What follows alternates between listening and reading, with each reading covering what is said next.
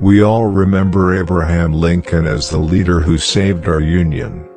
Founder of the Republican Party.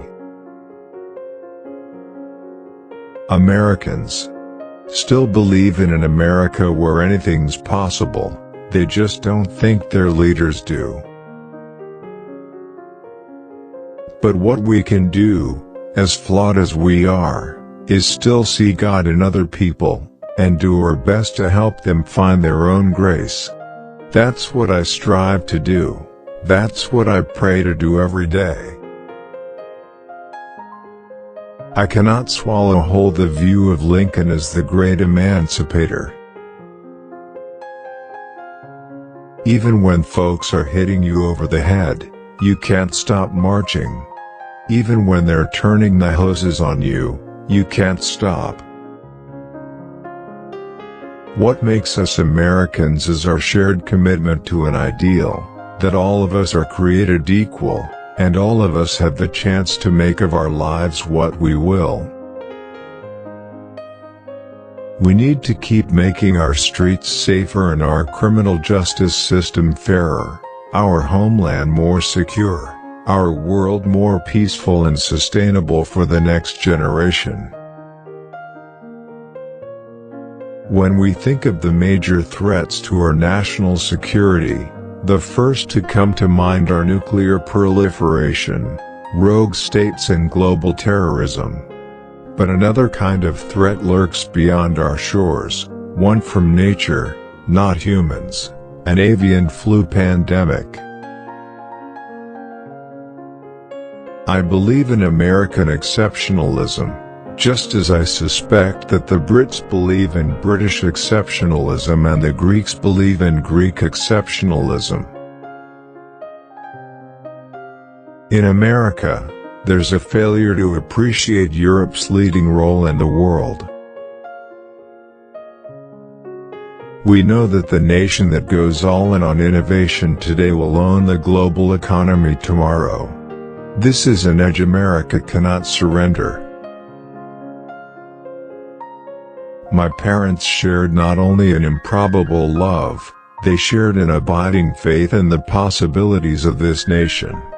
They would give me an African name, Barack, or Blessed, believing that in a tolerant America your name is no barrier to success. My job is not to represent Washington to you, but to represent you to Washington. Food stamp recipients didn't cause the financial crisis, recklessness on Wall Street did.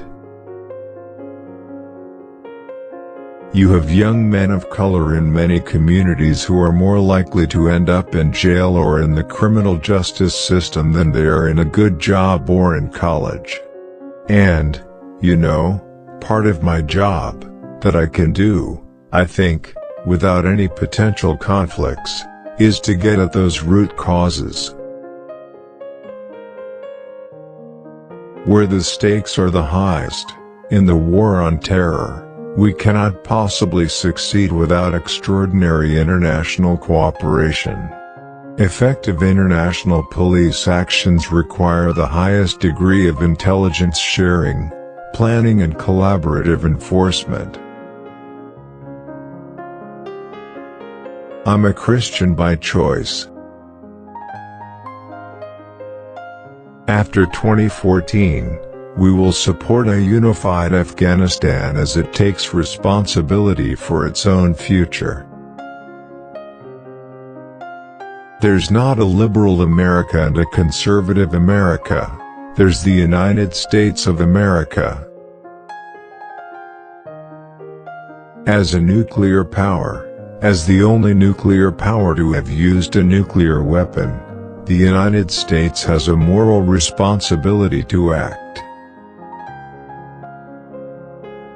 We have an obligation and a responsibility to be investing in our students and our schools. We must make sure that people who have the grades, the desire and the will, but not the money, can still get the best education possible. After a century of striving, After a year of debate, after a historic vote, healthcare reform is no longer an unmet promise. It is the law of the land. You know, one of the things I think you understand as president is you're held responsible for everything. But you don't always have control of everything, right? I think one of the great things about the United States has been our ability to maintain a distinction between our military and domestic law enforcement. So while an incredible amount of progress has been made, on this 5th anniversary, I wanted to come here and tell the people of this city directly, my administration is going to stand with you, and fight alongside you, until the job is done. Until New Orleans is all the way back, all the way. I want to be very clear, I will not sign on to any health plan that adds to our deficits over the next decade. I will never turn Medicare into a voucher.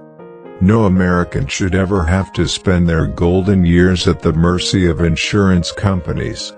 They should retire with the care and dignity they have earned. Community colleges play an important role in helping people transition between careers by providing the retooling they need to take on a new career. I don't think marriage is a civil right, but I think that being able to transfer property is a civil right. I consider it part of my responsibility as President of the United States to fight against negative stereotypes of Islam wherever they appear. Trayvon Martin could have been me 35 years ago. I found this national debt, doubled, wrapped in a big bow waiting for me as I stepped into the Oval Office. I opposed the Defense of Marriage Act in 1996. It should be repealed and I will vote for its repeal on the Senate floor. I will also oppose any proposal to amend the U.S. Constitution to ban gays and lesbians from marrying.